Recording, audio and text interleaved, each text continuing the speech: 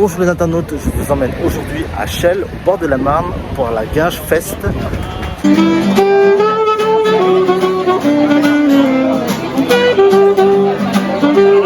Alors là ici c'est la Guinge Fest, c'est le festival sur les bords de Marne.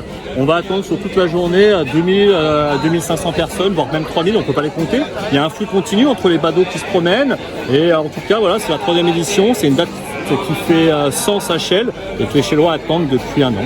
D'accord. Alors il y a un contexte particulier en ce moment, c'est l'inflation. Comment les artisans que vous avez réunis font face à cette inflation, à cette hausse des prix?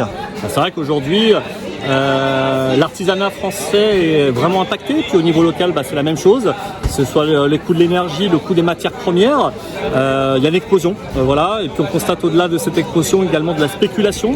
Je prends l'exemple, dans notre secteur, les bouteilles de bière ont doublé, mais en même temps les verraliers ont doublé leurs bénéfices. Donc voilà, on voit l'aberration. Mais voilà, donc on a vu cette spéculation, donc on subit, on l'encaisse. Et puis en même temps, la population locale, elle est aussi impactée en termes de pouvoir d'achat. Et donc du coup, aujourd'hui, l'objectif avec tous les artisans, c'est de repartir à la reconquête de la clientèle. Mais on le fait avec nos armes. Et nos armes, c'est simple, c'est deux choses. C'est des bons produits et c'est la convivialité. Et les prix seront impactés? Vous avez impacté un petit peu le prix de cette hausse sur vos produits? On a légèrement impacté, mais on a fait le choix également de laisser par exemple notre bière qui coûte le plus cher en termes de coût au même prix, parce qu'on estime que la bière c'est un produit pour le plus grand nombre, un produit populaire, et on ne peut pas augmenter indéfiniment les prix. Donc on run sur nos marges et on se bat avec nos moyens, comme je vous l'ai dit tout à l'heure, la convivialité des bons produits.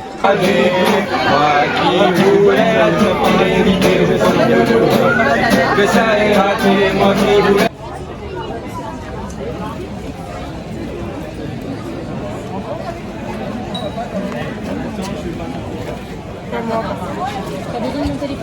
Vous avez une ferme collective, c'est ça? C'est ça. À Combreux. Alors c'est où Combreux dans ça? Tournambry. Tournambry, ouais. D'accord. Alors qu'est-ce que vous produisez? Nous, donc moi je suis maraîcher avec Justine, donc on est deux à faire du maraîchage là-bas. Et sur la ferme, il y a aussi un paysan boulanger qui cultive ses céréales, qui fait son pain, et une arboricultrice qui fait des fruits et des petits fruits. D'accord. Alors en ce contexte d'inflation, est-ce que vous êtes la solution? On répercute, tout a augmenté, donc tout ce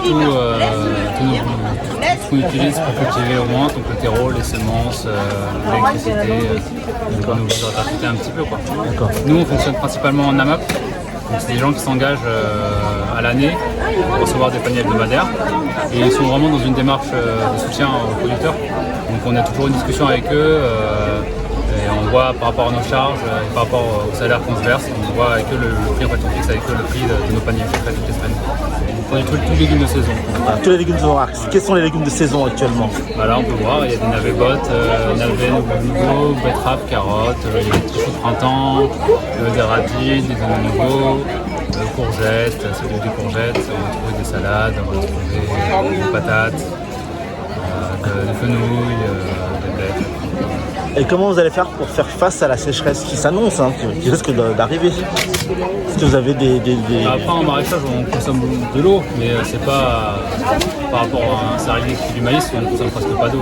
D'accord, c'est-à-dire combien de litres on va dire pour... Nous on est sur 3 hectares et on va utiliser, je sais pas, l'année dernière on a utilisé 1500 mètres cubes.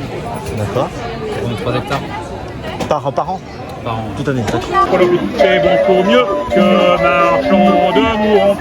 Marchand de mourons, c'est pas marrant. J'ai un parent qui en vendait pour les oiseaux. Mais les oiseaux n'en achetaient pas.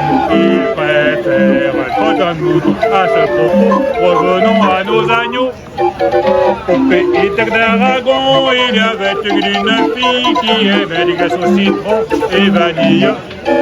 Au pays de Castille, il y avait deux garçons qui vendaient des glaces vanille et citron.